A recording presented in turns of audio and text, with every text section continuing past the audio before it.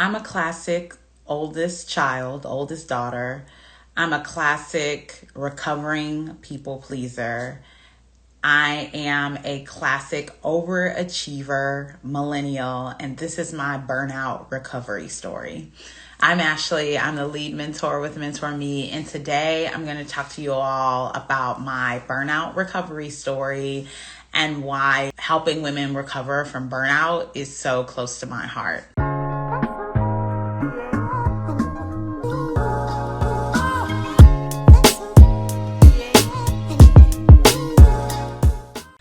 I have been working since I was 15. My very first job was at McDonald's. I always say it was one of my favorite jobs ever. Having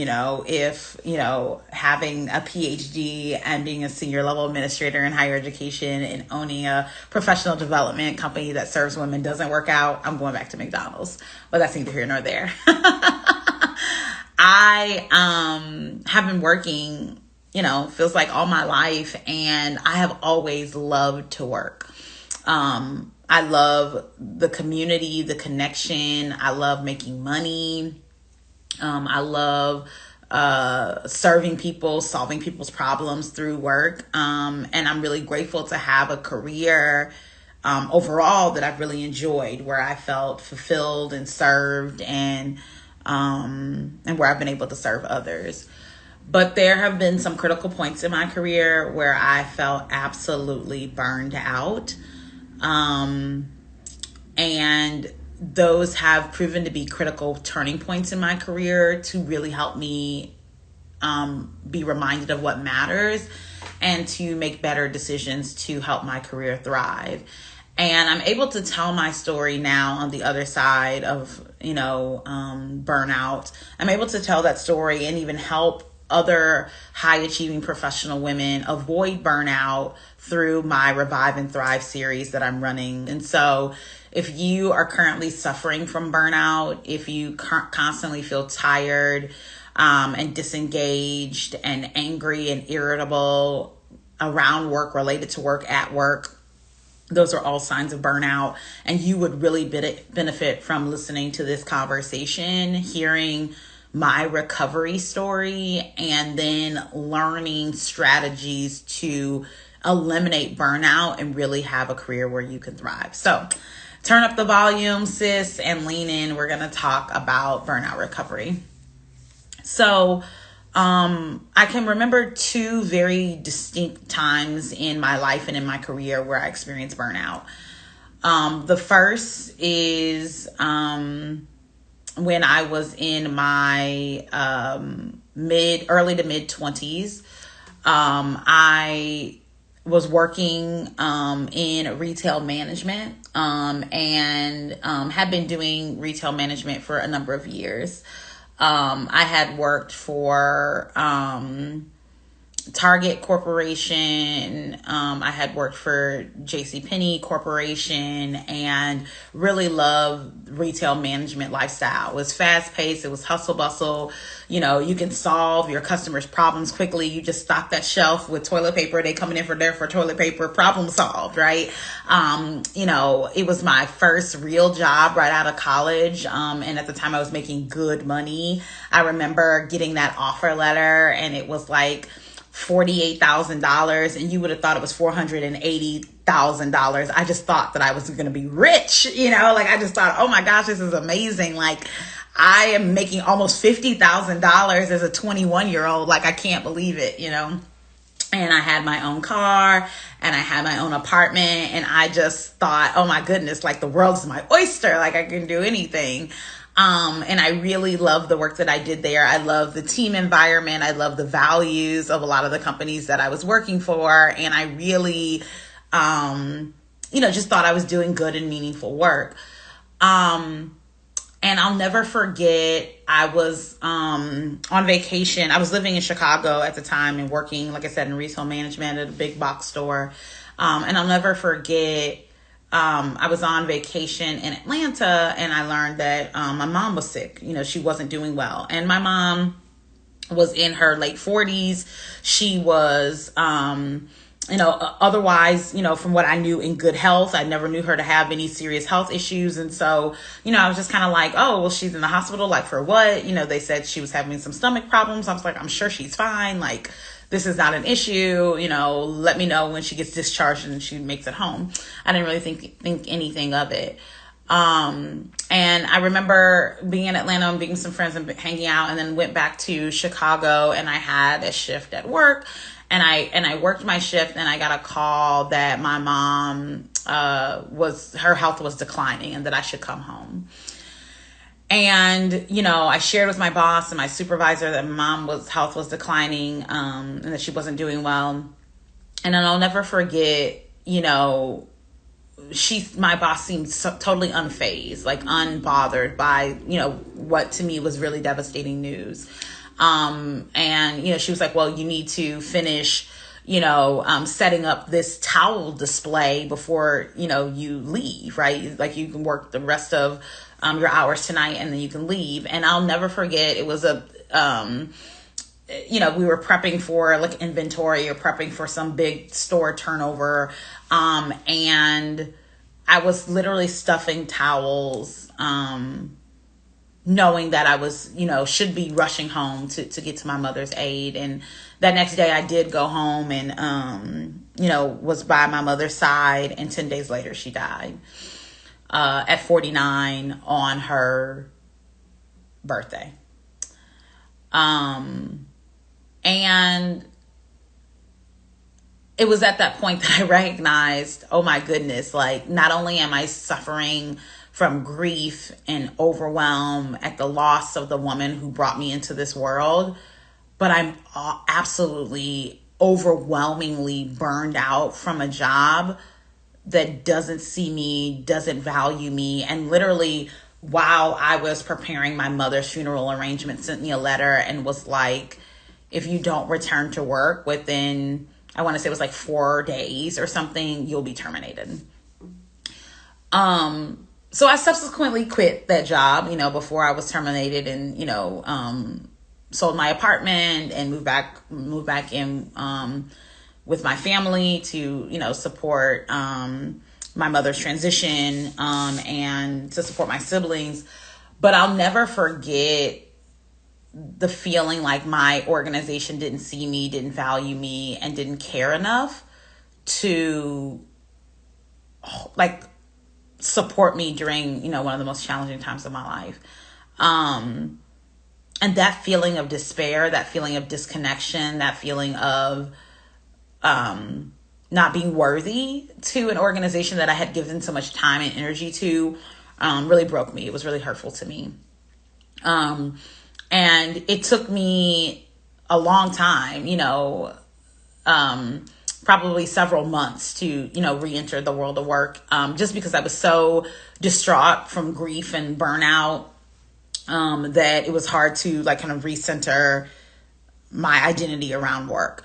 And I know so many professional women can relate, right? Maybe you transitioned industries, or maybe you grew your family, or maybe you relocated, and that shift in your identity, as a person before kids or after, or, as a person who, had their grandparent and then lost their grandparent to death, or a person who, used to live in this state, now lives in this state. Those transitions can absolutely shake you to your core, and they can be the impetus for you recognizing that you have severe and serious burnout, and finally doing something about it. And so I left corporate after working for Target Corporation and JCPenney Corporation, two major, Fortune 100 organizations, and left there and went to nonprofit.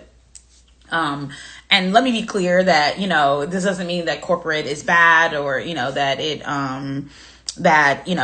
there's not feeling and supportive people there. I think it was just the people that I was being supervised by the time, and the people that I was working with. But definitely I was burnt out, and it was only through the recovery and the relocation and the changing industries that I was able to, regain my footing as a working woman. And so I think that, as I reflect back on that experience, I think about the fact that, I was burnt out even before my mother's passing. I was burnt out. I was working 15-hour days, 6 days a week. I was a newer professional. I was building a team. I was doing all of this work, and I wasn't really eating right. I wasn't taking care of myself. I didn't have like strong relationships with other women or other people to kind of stand up for me, and my family wasn't there. And so I just didn't have the support that I needed for someone to say, hey, Ashley, you're burnt out. Hey, Ashley, you're overworked. Hey, Ashley, you're at the end of your rope, right? And sometimes we need someone to put a mirror in front of our face and say like, hey, I'm worried about you. I'm concerned about you. You seem really irritable. You really seem on edge. You seem unstable. Are you okay? How can I support you? To have a mirror shown in our face can sometimes help us, one, recognize that we're burnt out, and then two, do something about it. And, before you get to the point where you have to quit a job, relocate, change industries, before you get to that point, there are interventions, right? There are things that you can do to not overwhelm yourself, so that the burnout doesn't get so bad that it ruins your career. And, we're not alone, because I know so many women that I serve, so many women that I coach and that I come across are also experiencing burnout. And too often, women literally wait to the point where they do have to quit a job, where they do have to relocate, where they do have to change industries to address burnout. And I hope that my recovery story helps you do something about it before it gets to that point. The second point in my career where I really recognized that I was experiencing burnout was later in my career. So the first story I talked about was like in my early to mid 20s. But actually in my mid to late 30s, I also experienced burnout. And at this time, it was more than being overworked and underpaid and like working long hours and like giving a lot to a role. The burnout was more psychological, or more deceptive, like harder to recognize. I was working in an organization, that hired me, where I thought certainly I'll be valued here. I'll do good work. I was being paid really well. I was excited about the role. It was a senior level role.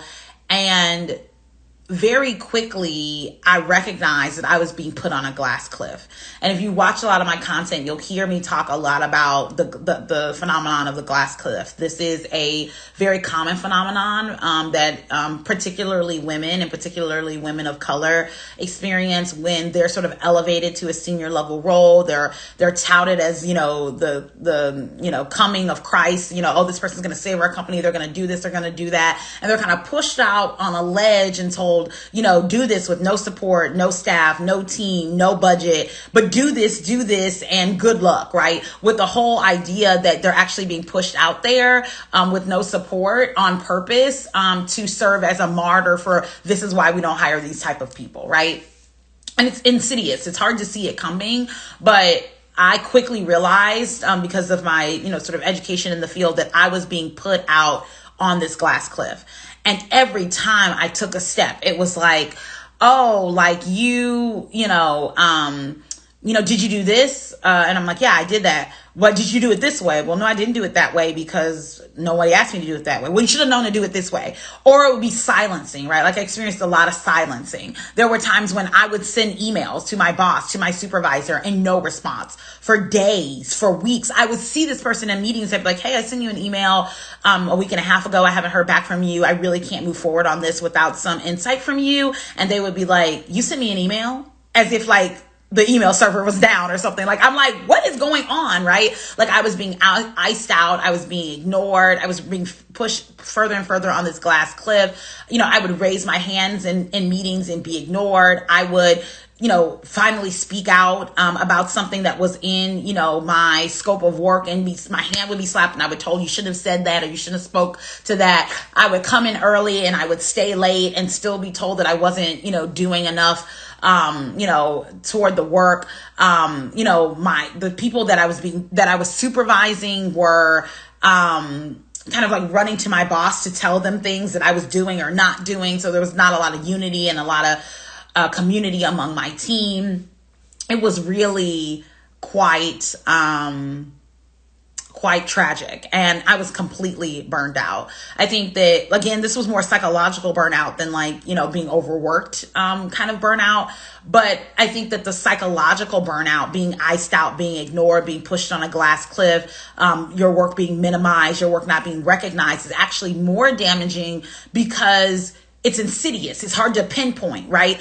I was earning a good salary. I had a high title. To anyone on the outside, it would be like, oh, she's doing great. Everything's, hunky dory. But on the inside, I knew that I was hitting a wall. I was hitting a limit. And it wasn't because I wasn't doing good work. I wasn't driving results. I wasn't advancing things. It was because I was working in an organization that didn't see me and didn't see my value. And, give a shout, give a wave if you can relate. If you've ever worked in an organization that completely ignored you, that completely minimized you, that didn't see your value, that disregarded your good work, and you're like psychologically like, does anybody see this? Like, am I alone in recognizing this organization is messed up, right? Like, and that feeling of loneliness and isolation can really impact you in a way that's really detrimental, right? And so if you've experienced that, know that I see you, I hear you. I'm so deeply, deeply, deeply sorry that you've experienced that. Because it's demoralizing, right? And that demoralization that you experience at work then becomes disconnection at work, right? So you get demoralized, you get deflated, you're unseen, you feel unvalued, then you get disconnected from the work. It starts to lead to poor performance. And then they do start to recognize you because, oh, now you're not producing. And then you're on a performance improvement plan, right? And before I got down that route, right, at the moment that I recognized I was burnt out, because of my experience and knowledge in the field, I immediately walked away from that role. Because one of the things that I always say is that you don't own your reputation, but you do manage it. And it is your responsibility to manage your reputation in life and in work. And before you let someone fire you, put you on a performance improvement plan, disregard your work, dismiss your work, ignore your work, develop an exit plan so that you can center yourself and your own values in the world of work. And let me be clear, like, I know people got bills, right? You got bills, I got bills, we got bills. We can't just be quitting jobs all willy-nilly. But let me be clear when I explain to you that you should be taking responsibility for your career. And if you're working in an organization who doesn't see your value, who minimizes your good work, who disregards your good ideas, where you can't elevate, where you can't advance, where you're not seen for the value and expert that you are, it's time to be wildly intentional about an exit plan. And that doesn't mean just overthinking it again and again and searching on LinkedIn and hoping something pops up. But moreover, it's really a time for you to invest in career development so that you can have the support to develop a plan and get results from said plan.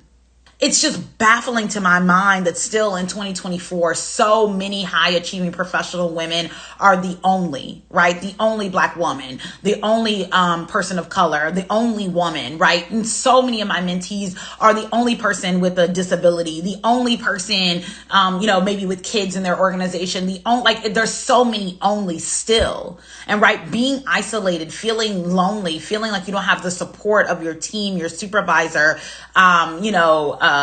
maybe you don't have support at home, you don't have community, can be so very isolating. And, I was just on a call with a prospective mentee earlier today, and she was telling me how she's been working in a job for some time and, feel like she's doing really good work. And she got a surprise email from her boss just a couple of days ago. And it was like, you're not doing this, you're not doing this, you're not doing this. And she was like, this came completely out of the blue.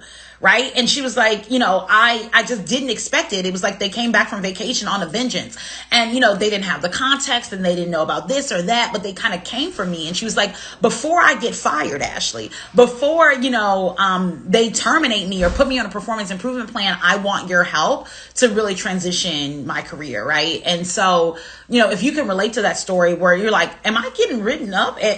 Are you unhappy with me? Are things not working here? Right. Like before it gets to that point, Let's work together so you can get some help.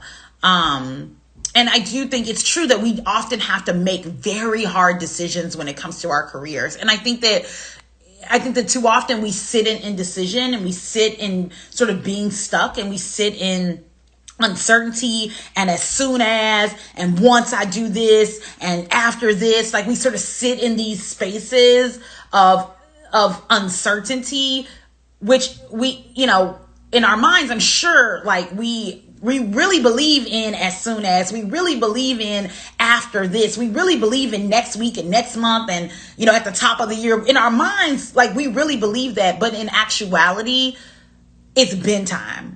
Right? It's been time for you to take action. It's been time for you to get help. It's been time for you to invest in your career so you can move from where you are to where you want to be.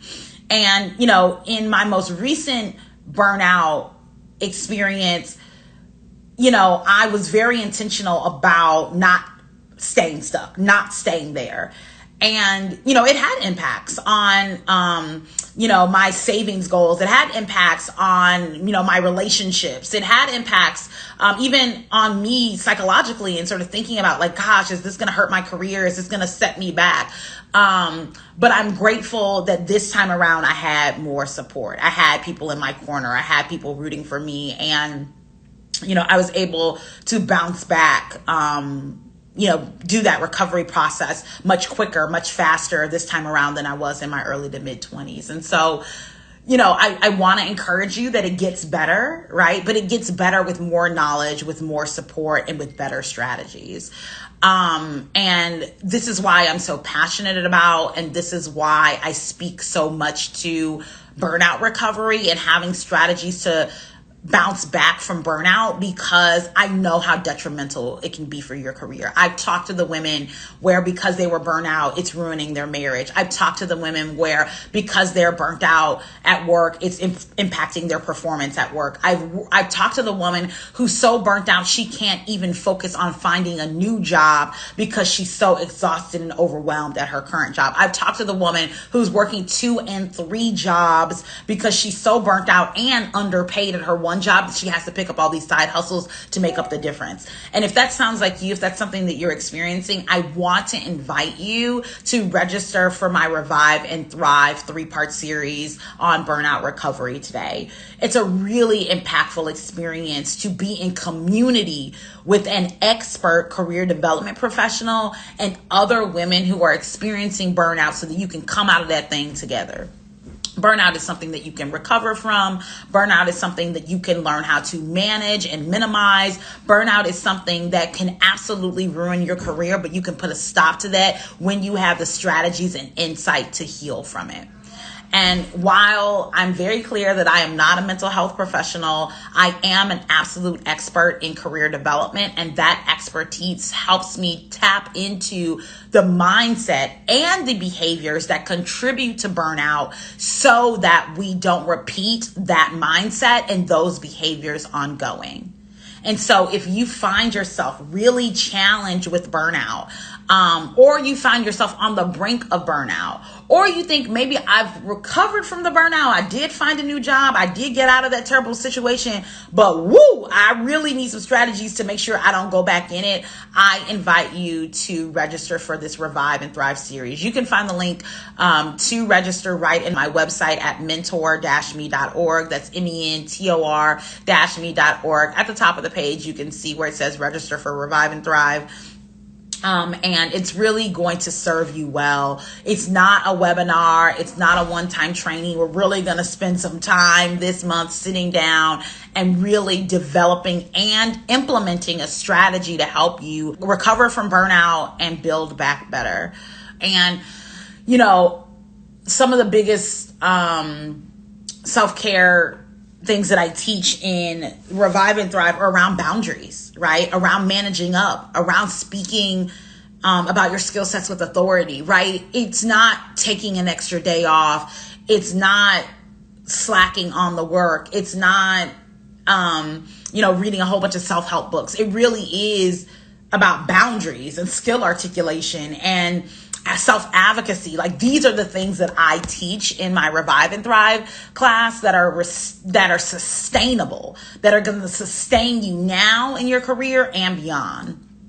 And I'm really grateful to do that in community, right? Like, I think one of the reasons why I teach in community is because I know how isolating, how lonely, how depleting and deflating career development can be, or just career can be. And so many women, like was said earlier, are the only one, right? You're the only woman. You're the only Black woman. You're the only person with a developmental disability. You're the only person, who has a long commute. You're the only. And so often being the only can expand and exacerbate your isolation. And so I teach burnout recovery in community so that loneliness doesn't flow over into the work that we do together. And I would say that, I think one of the biggest myths about burnout is that you just need to take a few days off. You need to just go on vacation. You just need to take a week off. And some of the best advice I've ever received about work is that you can't take off from bad habits, right? If you don't have good burnout, repellent hygiene, like if you don't have a strategy to repeal and push back against burnout, you will be burnt out, take a week off, and come back into burnout, right? Like, it'll be an up and down cycle, right? Instead of thinking about, I need to take some time off so I can recover from burnout, I invite you to start thinking, I need to learn strategies to eliminate burnout so that I cannot be burnt out, right? And one of the biggest myths is that, I need unlimited PTO, or I just need to take some time off and that'll help me recover from burnout. In fact, often taking time off of work and then returning to work furthers your burnout, because one of the reasons why you're so burnt out is because you're behind on work and everybody's asking you for everything and everybody coming to you for everything. And now you took a week off and they don't know what to do and they're completely distraught. And then you come back and they're up your butt about every task in the world, right? And so that's not a sustainable strategy. And let me be clear. I believe in you taking your time, sis. You earned that time. I want you to take that time. What I'm saying is, taking time off is not a sustainable strategy for addressing burnout. And in fact, taking time off can often lead to more burnout. Let's fix the problem at the root. Let's be gardeners. Let's unearth the issue of burnout. Let's pick apart the what do you call them? You garden, the roots. Let's pick apart the root. Let's pick apart the little strings of it, and let's figure out what's contributing to my burnout. And then let's address it root by root by root by root, right? What happens when you just sort of take time off when you're burnt out and then come back into the same chaotic, confusing, overworked, underpaid scenario? It's like, like spraying perfume on a flower that's in the ground. Like, I guess the flower will smell better now, but as soon as it rains, that perfume is gone, and the perfume might even kill the flower. Is flower supposed to have perfume? I don't know. But my point remains is that to address burnout, we really have to unearth the flower, address it root by root by root, and then firmly plant it back in healthier soil. And so if that resonates with you, if you're like, Ashley, girl, you're speaking my language, then again, I invite you to register for my Revive and Thrive 3-part series. At the series, we're really going to start with getting clear on what you're good at. One of the most challenging things for women to get clarity on is, what am I good at? And are my skills being leveraged in an appropriate way for me to not experience burnout? One of the reasons why you might be burnt out, sis, is because you're doing a lot of work for which you are not skilled. You are doing a lot of work for which you are over capacity. you're doing a lot of work that's beneath your skill set and that you should be delegating to someone else, right? And so instead of like continuing to work at a pace and do work that's beneath your skill set, beneath your value, that you're not being paid to do, let's understand how to delegate. Let's understand how to advance things to other people, and let's release ourselves from burnout and overwhelm, because we have strategies to learn how to delegate and release things to other people, right? Moreover, right, we're going to address the burnout. We're going to address it by being clear on what we're good at and understanding what our values are. But we're also going to spend some time talking about office politics and navigating the world of work. I think one of the most stressful things about the world of work is, do they like me? Don't they like me? How do they feel about me? What do they think when I do this? How should I address this? Should I respond to this email or not? Like, what should I do? It's those things that often keep you up at night. And I get it. People love to say, I don't care about office politics. They don't got nothing to do with me. I ain't at work to play games, assuming that the whole world isn't full of politics. I mean, if you ain't paying attention to nothing right now, you should be paying attention to the fact that the entire world runs on politics. The political world, of course, runs on politics. The world of work revolves on politics. Our economy runs on politics. Everything is about politics, and trying to ignore them and bury your head in the sand and pretend they don't exist is you lying to yourself. And instead of doing that, I invite you to recognize that office politics matter and learn how to navigate them in a way that can prevent you from feeling burnt out and overwhelmed going forward, right? And the last thing we're going to do in the Burnout Recovery series is really teach you how to advocate for yourself. So often I come across women who are wildly accomplished, who, have done meaningful work for 8, 10, 12, 15, 20 years, but just don't feel comfortable with or don't know how to advocate for themselves in a meaningful way. And sis, your inability to speak up for yourself is holding you back in your career. So instead of, I ain't gonna say nothing, I'm just put my head down and do the work, I don't want to ruffle no feathers. Girl, ruffle a feather. At least blow at the feather or something. Like, you just sitting here getting beat up. Right? Like, let's learn how to effectively, intentionally,